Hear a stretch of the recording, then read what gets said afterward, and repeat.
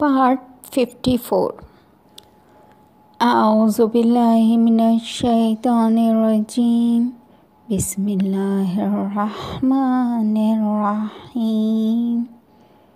یہ کاشان بصیرت کا آڈیو بک چینل ہے اور اس میں آپ کے زیر سماعت کتاب ہے اسلامی تہذیب و ثقافت۔ مؤلف ہیں ڈاکٹر علی اکبر ولایتی، مترجم ہیں معرف اسلام پبلشرز۔ ابھی آپ پارٹ 54 سماعت کر رہے ہیں۔ نواں باب اسلامی تہذیب و تمدن کے جمود و زوال پر آخری اسباب، صفحہ نمبر 277۔ عنوان ہے مشرق وسطیٰ اور خلیج فارس میں استعمار۔ یہ پیوستہ ہے پارٹ 53 سے، جو کسی وجہ سے اچانک سے بند ہو گئی تھی اس کی ریکارڈنگ، تو میں تھوڑا سا پیچھے سے پڑھنا شروع کروں گی۔ سن 1800 عیسوی فتح اعلی شاہ قاجار کے دور میں ایران کی طرف سے انگلستان کو بہت سے تجارتی حقوق دیے گئے۔ انہوں نے سال 1856 میں بور شہر میں فوج کو لا کر اس پہ قبضہ کر لیا، لیکن آخرکار ایران کے تمام شہروں کو ترک کر دیا۔ مشرق وسطیٰ میں تیل کے ذخیروں نے دنیا کی دیگر قوتوں مثلاً امریکہ اور جرمنی کو دلچسپی لینے پہ مجبور کر دیا۔ 20ویں صدی کے اوائل میں اس علاقے کا تیل انگریزی اور امریکی کمپنیوں میں تقسیم ہوا۔ انگریزوں نے قطر، کویت، عراق، عمان اور ایران کے تیل پہ کنٹرول حاصل کر لیا، جبکہ امریکی نے بھی سعودی عرب اور بحرین کے تیل پر اپنا تسلط جما لیا۔ البتہ یہ بات نہیں بھولنی چاہیے کہ ایران نے اس استعماری دور میں سب سے زیادہ ضرر اٹھایا، کیونکہ ایران کی جغرافیائی حیثیت ایسی تھی کہ بڑی قوتوں کے میدان جنگ میں بدل گیا۔ مثلاً انگلستان اور فرانس ہندوستان پہ قبضہ جمانے کے لیے باہمی رقابت کا شکار تھے۔ یہ جھگڑا ایران تک بڑھتا گیا اور اس ملک کی سیاسی اور اقتصادی خود مختاری پہ بہت زیادہ ضربیں لگیں۔ 19ویں صدی میں روس انگلستان کے مد مقابل ایران کی بار بار عسکری شکست سے قاجاری حکومت نے اپنے استحکام کو برقرار رکھنے کے لیے مجبوراً بہت سے اقتصادی اور تجارتی حقوق ان ممالک کو عطا کیے۔ یوں یہ ملک نصف حد تک استعماری طاقتوں کی زد میں آ گیا۔ ایران کا اپنا اقتصاد بھی روس و انگلینڈ کی طرح سیلاب کی طرح وارد ہونے والی اجناس کے مد مقابل تاب نہ لا سکا، اور ایران بھی ہندوستان کی مانند خام زراعتی پیداوار مثلاً روئی اور تمباکو ہی کی حد تک رہ گیا۔ استعماری طاقتوں کے بینکوں، انگلینڈ کے شاہی بینک اور روس کے بینک نے ایران کے مالی معاملات پر بھی کنٹرول کر لیا، اور قاجاری بادشاہوں اور سرداروں کو بار بار قرض دے کے ایران کی سیاست اور اقتصاد پر روز بروز اپنا قبضہ و کنٹرول بڑھانا شروع کر دیا۔ 19ویں اور 20ویں صدی کے درمیان مشرق وسطیٰ کے تمام ممالک یورپی استعمار گاروں کے کنٹرول میں آ گئے۔ استعمار گر لوگوں کی کوشش تھی کہ مشرق وسطیٰ کے اقتصاد اور سیاست کو مکمل طور پہ اپنے قبضے میں کر لیں، اور اس کے علاوہ ان ممالک کی سیاسی جغرافیائی سرحدوں کو اپنے مفادات کی روح سے خود ترتیب دیں۔ ان سرزمینوں کی تقسیم اس انداز سے ہوئی کہ بہت سے قومی، مذہبی اور سیاسی جھگڑوں نے جنم لیا۔ مثلاً استعمار نے کردوں کو ایران، ترکی، شام اور عراق میں تقسیم کر دیا۔ لبنان میں بھی مختلف اقوام اور مذاہب پر مشتمل ناہموار ترکیب سامنے آئی، کہ مختلف مذاہب اور اقوام کے درمیان سیاسی قوت عدم استحکام کا شکار رہی اور قومی و مذہبی جھگڑوں نے جنم لیا۔ پوری دنیا سے یہودی لوگوں نے استعماری طاقتوں کی پش پناہی کی وجہ سے فلسطین کی طرف ہجرت کی اور ایک یہودی حکومت تشکیل دے کے مشرق وسطیٰ اور دنیا میں ایک بڑی پیچیدگی کو وجود میں لے آئے۔ مجموعی طور پر مشرق وسطیٰ کے ممالک میں استعماری طاقتوں کے اقدامات نے دنیا کے اس خطے کو فتنوں اور جھگڑوں کا مرکز بنا دیا کہ اب بھی مشرق وسطیٰ کا نام سنتے ہی ذہن میں لڑائی اور ناآرامی کی ایک تصویر نقش ہو جاتی ہے۔ مختصر یہ کہ استعمار نے دنیا کے مختلف ممالک میں داخل ہو کر ان کے معاشرتی، سیاسی اور اقتصادی حالات اور کلچر کو بلا واسطہ یا بالواسطہ ایسے متاثر کیا کہ اب بھی ان ممالک میں استعمار کی موجودگی کے بہت سے اثرات اور نتائج مشاہدہ کیے جا سکتے ہیں۔ اسلامی ممالک ان مسائل سے جدا نہ تھے، جیسا کہ ہم نے کہا ہے کہ استعمار کی موجودگی سے ان ممالک کے اقتصادی حالات تبدیل ہوئے، قدرتی اور انسانی ذخائر سے ان ممالک کو خالی کیا گیا اور یہ سب ذخائر استعماری ممالک میں درآمد کیے گئے، جس کے نتیجے میں ان ممالک کے اجتماعی ڈھانچے اور طبقات میں تبدیلی واقع ہوئی اور ان سے بڑھ کے ان ممالک کی تہذیب و تمدن پہ منفی اثرات پڑے۔ ان سب امور پر نئے استعمار کے عنوان کے تحت بحث کی جائے گی۔ عنوان ہے استعمار جدید۔ جیسا کہ اشارہ ہوا ہے کہ استعمار کی پہلی صورت ایسی تھی کہ استعماری طاقتوں نے اپنے رقیبوں کی قوت و طاقت سے موازنہ کرتے ہوئے اپنے عسکری تحفظ اور اقتصادی مفادات کو بڑھانے کے لیے یہ اقدامات کیے۔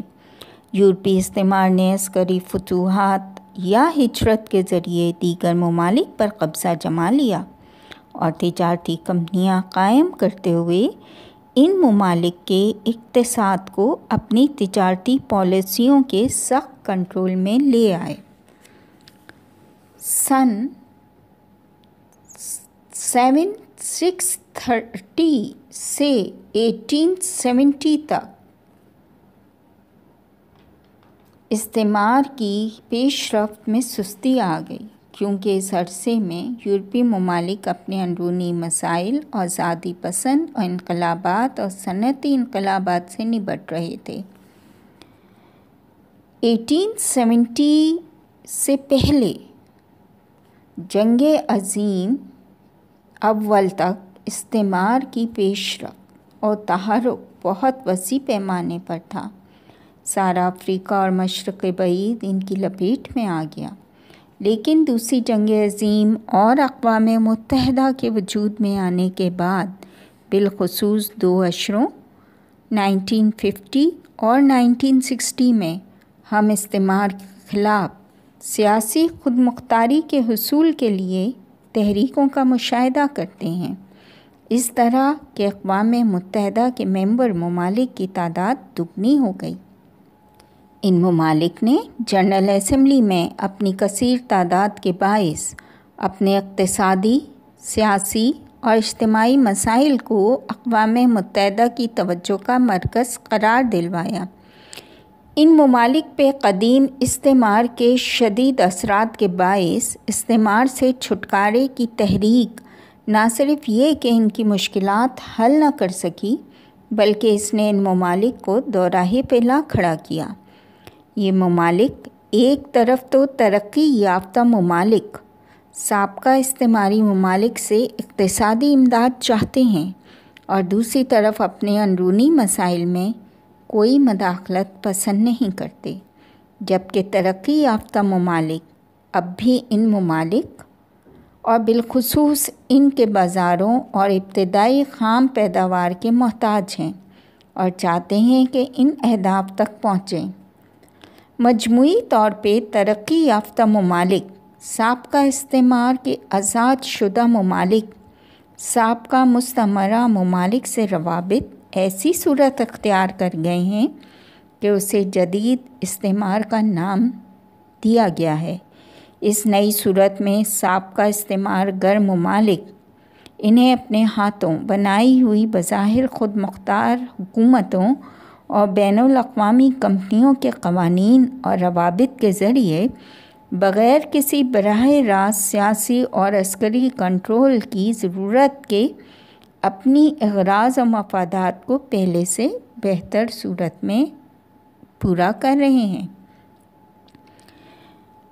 बहुत से अहले नज़र की राय के मुताबिक तरक्की याफ्ता ममालिक साबका इस्तेमार मल्टी नेशनल कंपनियों और आलमी इदारों मसलन आलमी bank, IMF, world trade organisation WTO के ज़रिए मुख्तलिफ़ बैनुल अक़वामी हालात और रोज़ बरोज़ बढ़ते हुए पेचीदा मामलात और रवाबित से फ़ायदा उठाते हुए इसी कोशिश में हैं कि महरूम ममालिक या तरक्की पजीर ममालिक पे तसल्लुत जमा लें। लिहाजा हम इन तंजीमों और आलमगीरियत का तज्ज़िया करते हुए कोशिश करेंगे कि जदीद इस्तेमार और इसके दुनिया के ममालिक बिलख़ुसूस इस्लामी ममालिक पर असरात का तज्ज़िया करें। उन्वान है मल्टी नेशनल कसीरुल कौमी कंपनियाँ। चंद अक़वाम पे मुश्तमिल कंपनियाँ बनाने का नाम बुनियादी तौर पे अमेरिका से शुरू हुआ। इन कंपनियों का हेडक्वार्टर भी किसी एक ही मुल्क में है। इनके अमूर आज़ाद कंपनियाँ या वाबस्ता कंपनियों के ज़रिए तमाम ममालिक में अंजाम पाते हैं। ये कसीरुल कौमी कंपनियाँ जदीद टेक्नोलॉजी और वसी पैमाने पे पैदावार की बिना पे दीगर ममालिक तक अपने काम का दायरा कार बढ़ाने पर मजबूर हैं। इसके बाद का मरहला इन्हें दीगर ममालिक में बेचने के लिए इदारों के क़याम का है।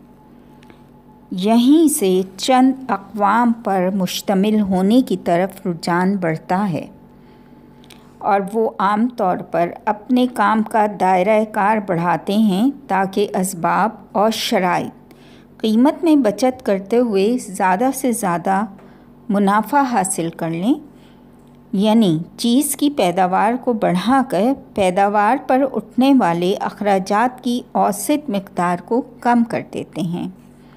मसलन cocoa Cola company, general electric, wasting house कंपनियां आज़ाद कंपनियों से करारदाद बांधती हैं और मुनाफे की शरह में से कुछ फ़ीसद वसूल करते हुए इन्हें इजाज़त देती हैं कि वो इनकी पैदावार या ख़िदमात को असली कंपनी के नाम से बनाएं और फ़रोख्त करें।